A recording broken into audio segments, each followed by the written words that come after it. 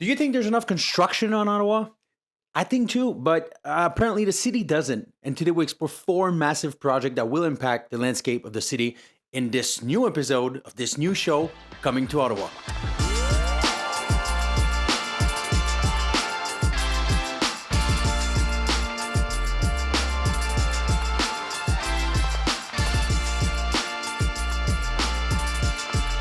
So guys, if it's your first time here, please subscribe to this channel as I put new content weekly about all things Ottawa. All right, move on to news number one. So our first story today is about Manor Park. The Manor Park, for those of you who don't know, it's east of the downtown core near Rockcliffe Park. The recent proposal was brought forward by Lalit Agrawal from Manor Park Management, and it consists of 4,000 new residential units in this neighborhood. Right now, there's only 654 mid-century units, so you can only imagine the impact that this new development is going to have. Surprisingly enough, it's welcomed by the city. Very little opposition to that project, and honestly, rightfully so, right? A few concerns were raised by a resident of the area, especially concerning accessibility, preservation of green spaces, and overall density. So this project will include affordable housing, and Manor Park has committed to relocate current residents to, similar units in the new development once it's done for similar rents as well, right? So they're not going to get an increase in rents. So that makes it easier to digest for people that are concerned about maybe the rise in prices. Obviously, a lot of people are concerned about losing the appeal and aesthetic of the neighborhood. And, as much as I can get behind this concern, we need to address the status quo in those areas, right? Especially in a neighborhood that's so close to the downtown core,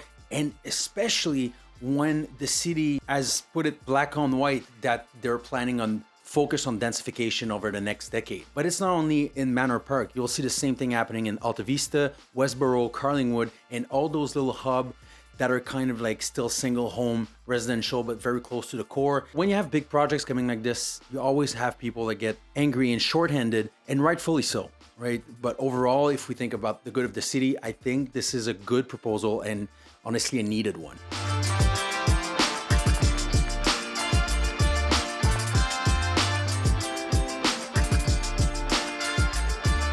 Story number two today is for all my beach goers. Westboro Beach will get some much needed TLC over the summer. Listen, we all love Westboro Beach. It's animated, it's super close, accessible, the view is just incredible. But let's face it, it's a little dated and could use the love. Plus the parking situation is not ideal. So the National Capital Commission approved a project to extend the shoreline and build a pavilion with a restaurant and washrooms, give a new facelift to the strut pavilion. That's really just like the three big pillars. They're sitting there for who knows how long. The projects also include new cyclist and pedestrian pathways. And the big thing about this project is that they want to make this 4-season attraction. I can already hear you like, beach in the winter, really? After what we went through with COVID, most of the new project put forward to the city include outdoors activities, and they realized that it needs to be year-round because we went through this with COVID. The winter were brutal, like just stuck inside, everything closed. So they want to address this concern, and when we put so much money towards the project, why not make it 4-season attraction? Unfortunately, big projects mean big construction, and that means that it will be closed for the whole summer. So it will be missed, but there's plenty of beaches to go around in Ottawa. And I'm curious to know, what is your favorite beach in Ottawa? Put it in a comment down below.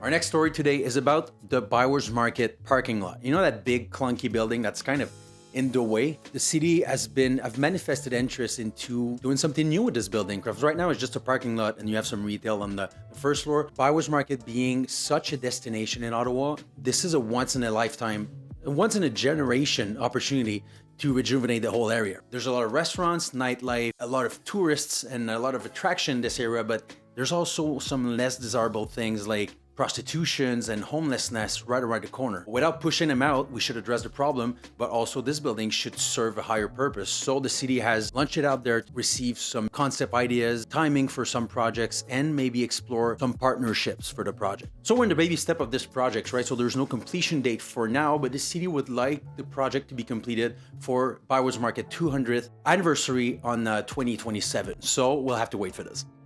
And fourth and last story today is about a 34-story building development in downtown. So the project was brought forward by Taggart Construction, and obviously a project of this magnitude will have to go through community and regulatory scrutiny way before they can even commence building. So the city insisted that Taggart Construction include two of the already existing building on this lot, and they need to allocate some space for public use as well. So in a zoning area, when you can only have 9-story high, a 34-story high-rise raises some eyebrow, especially because it could be the first one of many if the city greenlights this project.